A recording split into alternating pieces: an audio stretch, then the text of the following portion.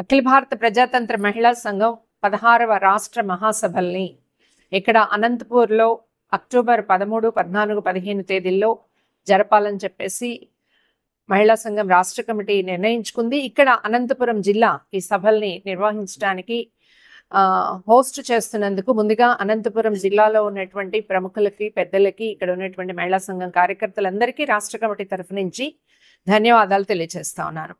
ఈరోజు మనందరం చూస్తున్నాము, మహిళలకు సంబంధించి చాలా పెద్ద ఎత్తున మరీ పసిబిడ్డలకు సంబంధించి ఆందోళనకరమైనటువంటి పరిస్థితులు మన రాష్ట్రంలో, దేశంలో కూడా నెలకొన్నాయి.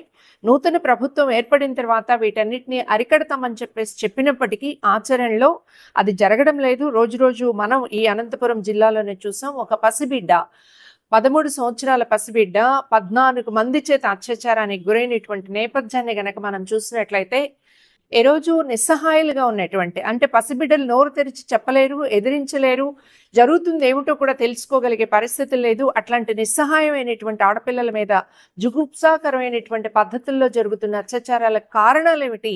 ఆ కారణాలని, అంటే ఎవరో ఒక నేరస్తుడిని శిక్షిస్తేనే ఇవి ఆగిపోతాయని చెప్పేసి భ్రమలు మనకొద్దని చెప్పేసి మేము విజ్ఞప్తి చేస్తా ఉన్నాం. అందుకోసమే దీని మీద వర్మా కమిషన్ సిఫార్సుల్ని విస్తృతంగా చర్చించాల్సిన అవసరం.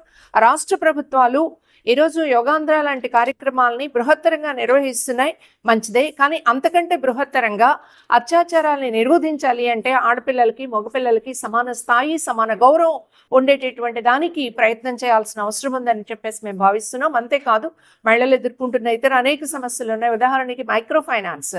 ఈరోజు ఇంటింటికి తిరిగి అప్పులు ఇచ్చే వాళ్ళ సంఖ్య పెరిగిన తర్వాత అప్పు తీసుకోవడం తప్పేం కాదు, మీరు అప్పు తీసుకోండి, మీకు సులభంగా వాయిదాలు తీర్చుకోవచ్చు అనేటటువంటి భ్రమలు కల్పిస్తూ అప్పుల ట్రాప్లో దింపుతున్నటువంటి ఒక పరిస్థితిని మనం చూస్తున్నాం. కుప్పంలో ఒక మహిళని చెట్టుకు కట్టేసినటువంటిది రాష్ట్ర వ్యాప్తంగా సంచలనం కలిగించింది.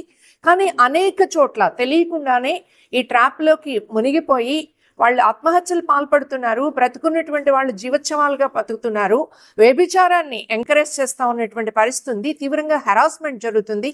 ఈ అంశాల మీద కూడా ఇటీవల రాష్ట్ర మహిళా సంఘం సర్వే చేసింది. పొదుపు గ్రూపుల్లో ఎప్పటికప్పుడు అవసరమైనటువంటి రుణాలు ఇవ్వడంలో చాలా ఆటంకాలు ఎదురవుతున్నటువంటి నేపథ్యంలో ఈ అప్పుల ట్రాప్కు గురవుతున్నారు. అంతేకాదు, రాష్ట్ర ప్రభుత్వం అనుసరిస్తున్న విధానాల ద్వారా ఈరోజు ఎందుకు అప్పులు చేస్తున్నారు అని చేసిన సర్వేలో మాకు తెలిసినటువంటిది, అత్యధిక శాతం చదువుల కోసం ఖర్చు పెడుతున్నారు, వైద్యం కోసం ఖర్చు పెడుతున్నారు. వీటితో పాటు ఇంట్లో కన్జంప్షన్, అంటే పనులు లేక ఆ పనులు వచ్చినప్పుడు అప్పు తీర్చుకుందామని చెప్పేసి అందుకోసం తెచ్చుకుంటున్నారు. అసంపూర్తిగా ఇళ్ళు ఏదో పథకం కింద ఇంటి నిర్మాణం మొదలు పెడుతున్నారు. ఆ ఇంటి నిర్మాణం పూర్తి కావాలంటే అప్పు తీసుకోవాల్సినటువంటి పరిస్థితి ఉంది. అలాగే ఇంట్లోకి ఈరోజు సమ్మర్ వచ్చాక ఫ్యాన్ కావాల్సి వస్తుంది, ఏసీ కావాల్సి వస్తుంది. ఇలాంటివన్నీ అవసరాలుగా మారినటువంటి నేపథ్యంలో వీటన్నిటిని అప్పుల కోసం వెళ్లాల్సిన పరిస్థితి ఉంది. మీకు చాలా ఆశ్చర్యం వేస్తుంది, జీరో వడ్డీ పేరుతో 20%, 24% చాలా ఈజీగా వసూలు చేస్తున్నారు. సో ఈ అప్పులకు సంబంధించి, మద్యానికి సంబంధించి, అలాగే ఒంటరి మహిళల సమస్యలకు సంబంధించి వీటన్నింటి మీద విస్తృతంగా రాష్ట్ర వ్యాప్తంగా సెమినార్లు నిర్వహిస్తున్నాం, ఇక్కడ కూడా నిర్వహించబోతున్నాం. వీటన్నింటికి ప్లాన్ చేసుకోవడం కోసం ఈరోజు జరుగుతున్నది ఇక్కడ ఆహ్వాన సంఘం సమావేశం. దీనికి వచ్చినటువంటి వాళ్ళందరికీ కూడా ధన్యవాదాలు తెలియజేస్తూ దీన్ని జయప్రదం చేయాలని చెప్పేసి విజ్ఞప్తి చేస్తున్నాం.